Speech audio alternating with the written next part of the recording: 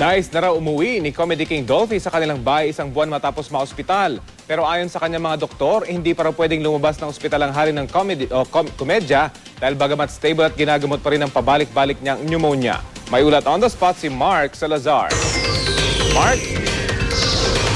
Rafi, tama, no? Sinabi mo na gustong-gusto na nga umuwi ni Dolphy at ito'y kwento ng kanyang anak na si Eric Quezon tuwing tinatanong daw ng kanyang doktor kung gusto na nitong umuwi ay tango daw ito ng tango at ito daw magandang senyales na nagre-respond si Dolphy sa mga kumakausap sa kanya. Tama dahil ngayon, eksaktong araw na ito ay ikasambuan na ni Dolphy dito sa Makati Medical Center sa Intensive Care Unit.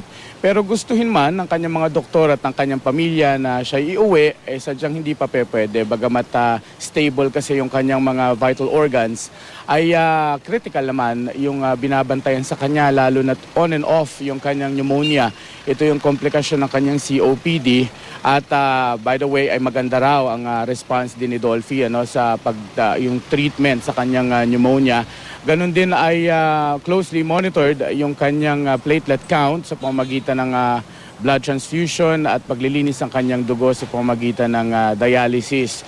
Yung tinutukoy kong medical bulletin ay kahapon pa ng tanghali, kaya aabangan natin mamayang hapon kung magbibigay ng bagong medical bulletin ng ospital o haharap sa atin ng pamilya para magbigay pa ng mas marami pang magagandang balita tungkol sa kalagayan ni Dolphy.